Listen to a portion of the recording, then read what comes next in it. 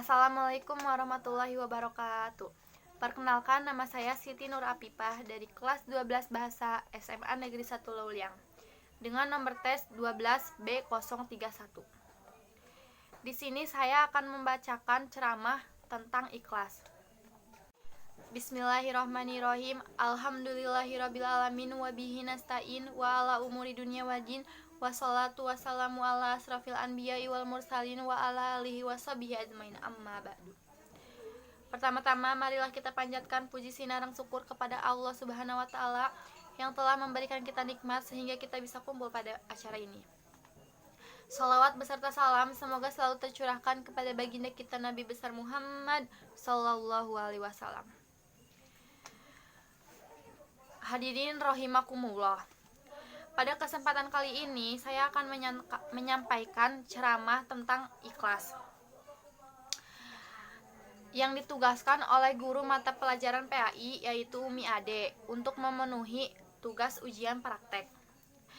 Di sini ceramah yang akan saya sampaikan mungkin orang sudah tahu yaitu ikhlas. Kebanyakan orang mengartikan ikhlas itu dengan melakukan sesuatu tanpa imbalan apa. Dalam agama kita, ikhlas adalah melakukan sesuatu karena Allah. Ikhlas sendiri terdapat dalam praktek-praktek kehidupan sehari-hari. Contohnya, ikhlas dalam bekerja, ikhlas dalam beramal, ikhlas dalam mengajar, ikhlas dalam beribadah, dan lain-lain. Nah, contohnya kalau kita masukkan dalam konteks ibadah, maka ikhlas berarti melakukan ibadah karena Allah Subhanahu wa taala, bukan yang lain. Bukan karena ingin dipuji, bukan karena ingin terlihat seolah orang benar, semata-mata hanya karena Allah. Allah Subhanahu wa taala berfirman dalam surat Al-Bayyinah ayat 5. Wa ma umiru illa liya'budullahu mukhlisina lahuddin hunafa ama yuqimus sholata wa yu'tuz zakata dzalika dinul qayyimah. Padahal mereka hanya diperintah menyembah Allah dengan ikhlas, menaatinya semata-mata karena menjalankan agama dan juga agar melaksanakan sholat dan menunaikan zakat, dan yang demikian itulah agama yang lurus dan benar. Apa itu menerangkan pada kita tentang berlaku ikhlas dalam beragama? Agama apabila tidak dilandasi dengan ikhlas dan kejujuran akan runyam dan seolah tak berbekas. Orang sibuk memikirkan kepentingan diri sendiri tanpa sedikit pun menempatkan agama dalam prioritas hidupnya. Ikhlas dalam beragama menjadi sangat penting untuk pupuh dalam diri, karena dengan ikhlas semua urusan akan menjadi terang dan mudah untuk dijalankan. Ikhlas juga menjadi penting untuk dipraktekkan karena setiap amalan yang kita lakukan tidak sah di mata Allah apabila tidak ada apa-apanya.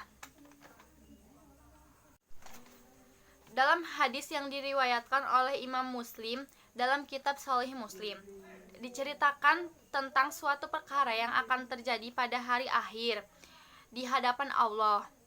Nanti di hadapan Allah ada seorang hamba yang ditanya oleh Allah, "Apa yang telah kamu lakukan, hambaku?"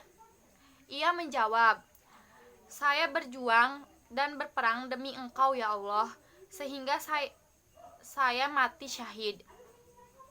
Allah berkata, "Dusta kamu. Sebenarnya kamu berperang bukan karenaku, melainkan agar disebut orang yang berani. Kini kamu telah menyandang gelar tersebut, kemudian Allah memerintahkan agar dia dicampakkan dan dilempar ke neraka." Nah, kisah ini adalah contoh orang yang beribadah dengan tidak ikhlas dan mengharap selainnya.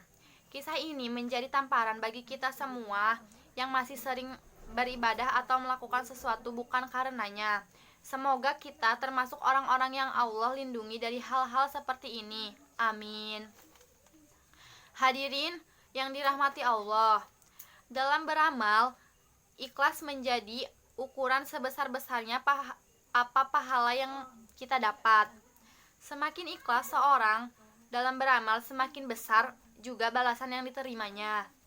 Semakin murni karena Allah dia melakukan sesuatu, maka semakin bernilai amalan itu di sisi Allah Subhanahu wa taala. Nah, sekian dari ceramah saya. Kurang lebihnya mohon maaf. Wassalamualaikum warahmatullahi wabarakatuh.